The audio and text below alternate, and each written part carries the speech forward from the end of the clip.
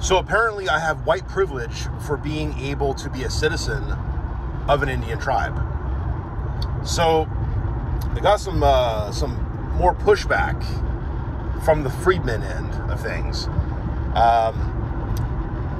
Yeah, so my Creek Freedmen video is the most commented on video by far.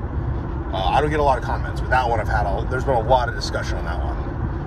And it's been mostly some reasonable discussion, even from those who may disagree with me on things. It has been mostly positive, and it's been a mostly good conversation. The problem is somebody left a couple comments, and I'll let you guys go ahead and read the comments if you like. But basically, first one's like, I don't need any money. I just want to be, recognized for being Creek. It doesn't matter that I'm, basically I'm assuming they're Freedmen descendant. That seems to be kind of the implication of what that one comment was. And so it's like, I made a more respectful response to that comment. It's like, yeah, I mean, you definitely share our history. I recognize that, and I respect that. Yes, your people are on the Trail of Tears too, with us. And that's something that should never be forgotten, right? I do believe there's a part of Freedmen history that needs to be, actually talked about so that we know what's going on. Because I'm one of those guys who loves history, and I actually think history matters. I don't think that only the present matters and only the future matters. I think the past is extremely important to understanding the present and the future. So, because if we forget the past, we're doomed to repeat it, and we're doomed to deal with the consequences of it. And so most Creeks don't know about the Freedmen and how they were once technically a part of the tribe from a federal standpoint. Back when we didn't have, as much control over the future of our own, tribe and destiny and things like that. I mean, after the Civil War happened, we didn't really have that authority to say, oh no, we don't want the Freedmen as part of the tribe. We were kind of forced to. We lost literally half of our land in Oklahoma because 2/3 of us sided with the Confederacy. And so during the Civil War, and that was what happened. And so we lost a whole bunch of land. I think some of it was given to other Indians that were displaced, and some of that land I think was also given to some freedmen, and then some of our land that we got to keep was also given to freedmen. So basically, not all of Creek, what is now Creek Nation, was given to actual Creeks by blood. Let's be clear about that. Not only did they gain freedom, they also gained a chunk of our land. And for a time, they got mandatory citizenship from the federal government in the Muskogee Creek tribe. Okay? That wasn't what the tribe wanted. That's what the federal government wanted. And yes, they were already affiliated with us. It wasn't like we didn't have a relationship with these people. Were actually our slaves at one point. And yeah, slavery is never a comfortable topic to discuss, but it's something that does need to be mentioned and talked about and studied. And so yeah, it's an important topic of discussion. But again, who are the real Indians? And this gets into the second comment they made. They talked about how, oh, you got the fact that you have citizenship shows your obvious white privilege or something to that effect. And I'm like. Then I got nasty a little bit. Told them to go to hell for that comment. And explained to them that I've dealt with racism from members of the tribe. Because I am not... It's apparently because I'm so white looking, I have privilege. And that's why I'm able to be a citizen of Creek Nation. I explained, I have cousins who have half black children. Okay? These children are obviously very black looking. Okay? You can get a very kind of half and half result when it comes to mixing white with black or native with black or Hispanic with black. You can get really kind of 50-50 results. These are not 50-50 results. These kids look black. They don't look Indian. They don't look white. They look black. Okay? And they're beautiful kids. And they are citizens of the tribe by blood because, like myself, they have lineage back to somebody who is a citizen of the Muskogee Nation by blood on the final Dawes rolls.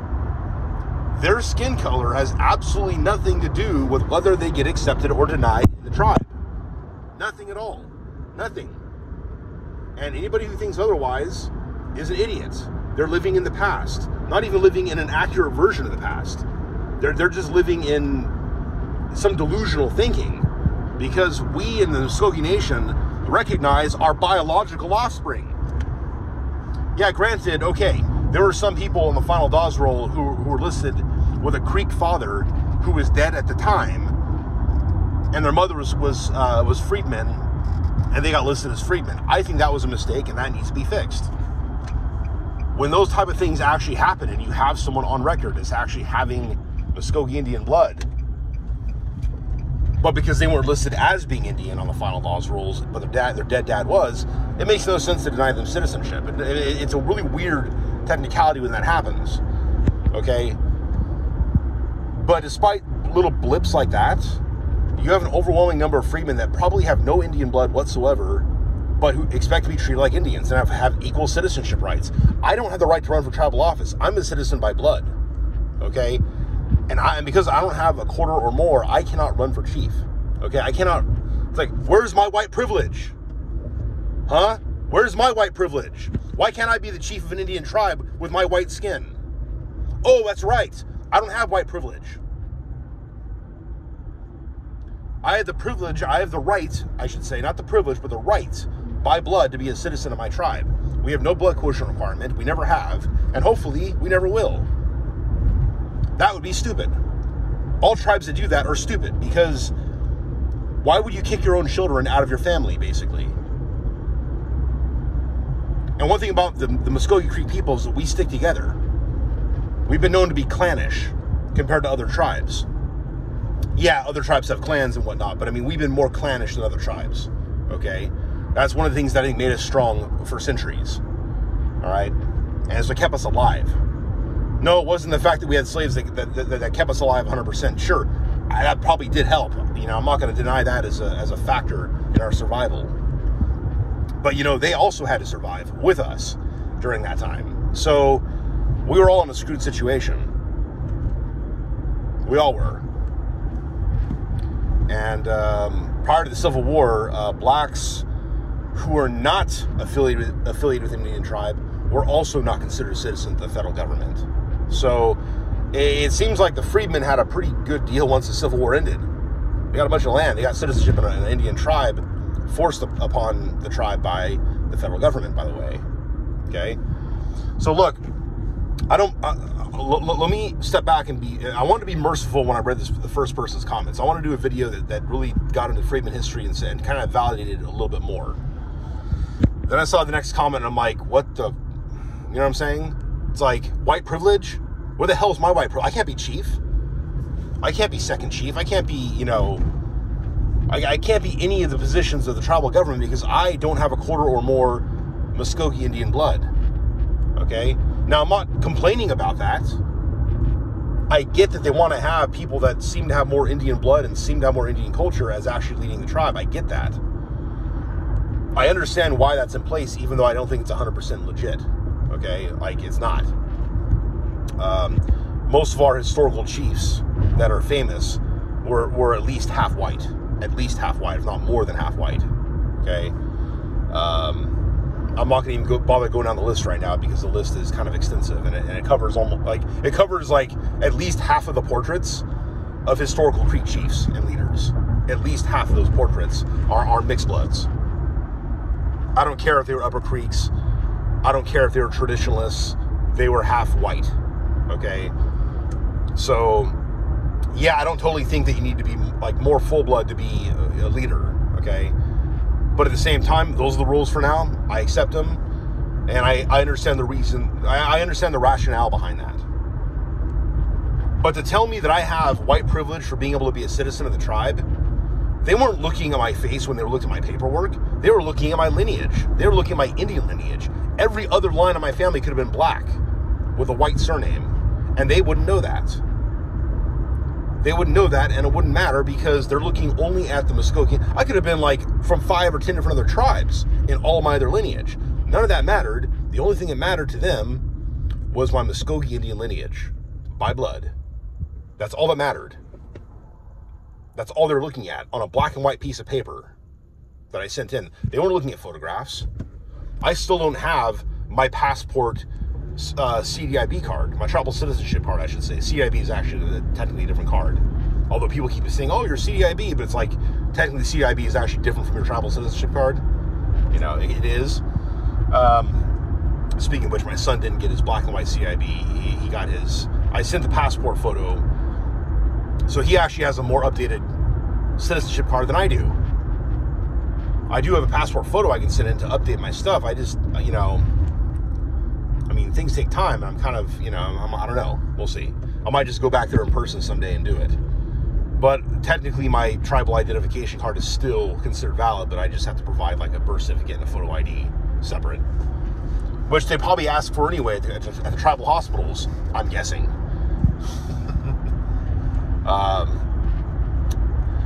Yeah. Anyways. So, yeah, they weren't looking at my face. They might have assumed that I had mostly white blood, but they don't really know that. I mean, the only relevant lineage was my Creek lineage when I was applying. Like I said, I could have been a full-blooded Indian from 5 different other tribes other than Muskogee Nation, and none of that would have mattered. So, it is what it is.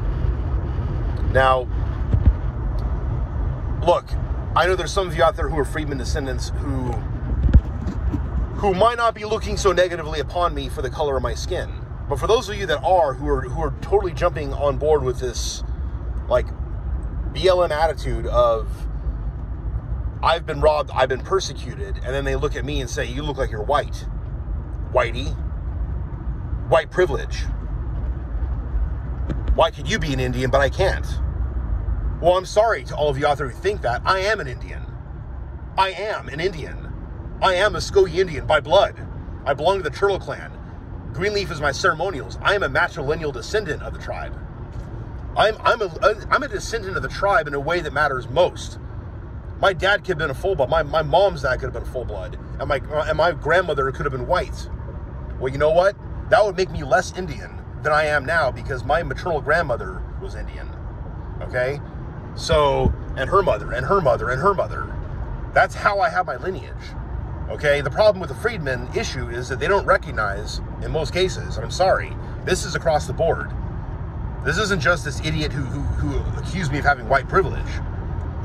By the way, my skin's turning red as I'm yelling, right? What the Freedmen, by and large, don't seem to understand about this issue is that our tribe has historical customs. We have ceremonial grounds. We have tribal towns. We have clan system. These are matrilineal. This is primarily how we acquired citizenship in our people, okay? Like, this is how it was done. What does it mean to be Indian? What does it mean to be Muskogee Indian? Well, that is originally what it meant to be Muskogee Indian. Yes, then you had white girls that were kidnapped in raids. White villages were attacked. And children were taken captive and married off into the tribe. And this includes little white girls, 12-year-old white girls like, what was her name? Hill or Hale. There's a girl by the name of Hale or Hill whose descendants in the tribe today are pretty much full blood except for this little drop of white blood, okay? So, but her children would not, and some of the children actually would end up, becoming basically part of the white community over time. Like, many of the descendants did become white. Some of them became pretty much full bloods over time. Okay, but the children would have had no clan. They would have had to claim the ceremonial grounds, which back then it wasn't really a ceremonial grounds, it was a tribal town. It's a physical location. Whereas today you have a physical location for the ceremonial grounds, which represent the headquarters of the tribal town, if that makes sense.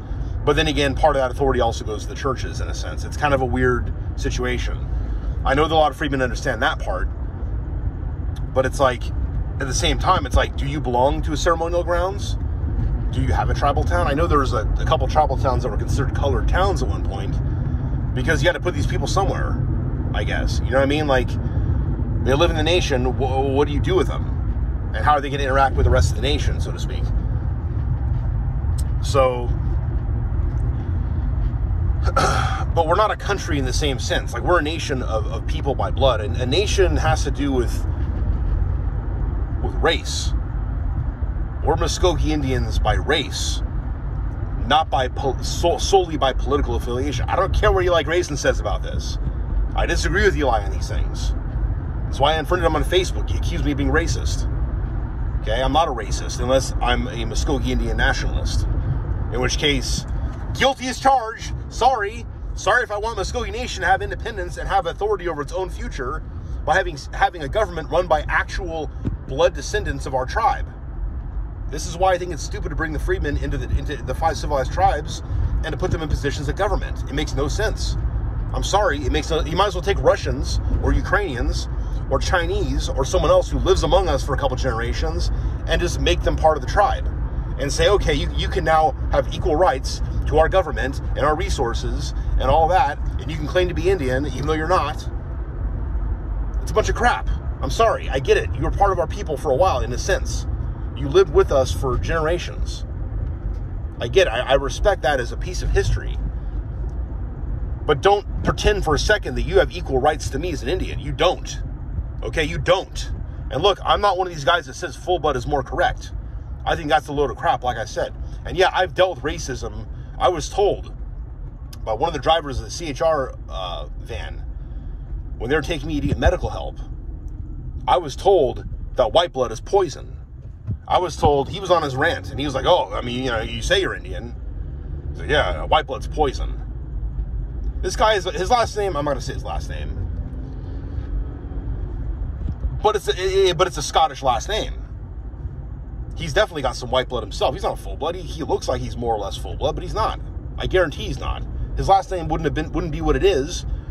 It definitely wouldn't be what it is if he was a full blood. Not that I was gonna sit there and talk down to my elder. You know what I'm saying? That's kind of one of the things I did, is I just listened to my elder, let him talk, let him do his little rants. It's like, I'm sorry, dude, if there weren't people like myself, mixed-blooded or not, that needed help, you wouldn't have a damn job. But I didn't tell him any of that. I didn't tell my poor old Aunt Darlene the story. She actually talked to CHR. She actually, I didn't ask her to do this, but, she actually got me a different driver. It was her friend's daughter. And so, it's kind of funny how that all worked out. Like I said, I like the guy. For the most part, I like the guy, but he got off on his little high horse about that and told me that white blood is poison.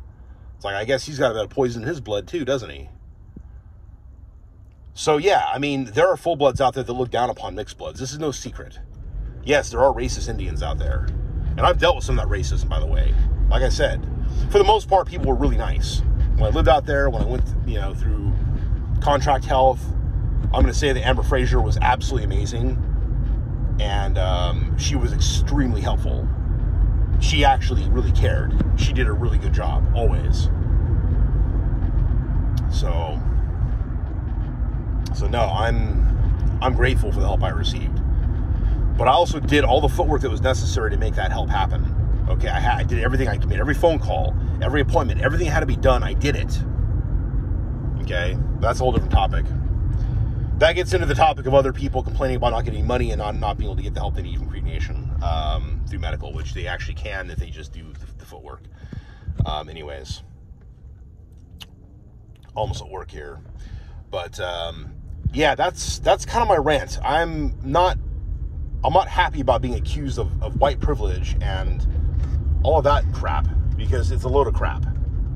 Okay, and I have just as right as any other full blood to be a citizen of the tribe, especially because I'm matrilineal descent. And my son has the right of any half-blood whose dad is a full-blood. Okay? I mean, really. But no freedman has equal rights to me to be a citizen of the tribe. None. Because you don't have Muskogee Indian blood. And if you do, that needs to be verified, needs to be fixed. And it may not get fixed, unfortunately, because of the things I mentioned. Final Dawes rule. There's got to be a cutoff point. But yeah, let's not be accusing me of having privilege over this stuff. what, Indian privilege? It's more like I have Indian privilege because I actually have Indian blood. I have ancestors that were actually Indians on the final Dawes roll. Okay? So before you look at my face and say, oh, well, look at you, you're a whitey, and then basically talk about racism, complain about racism, well, screw you. You don't get to talk about racism while giving racial slurs, essentially. You don't get to bring up the color of my skin and then talk about how much you're persecuted. It's a load of crap. Get over yourselves.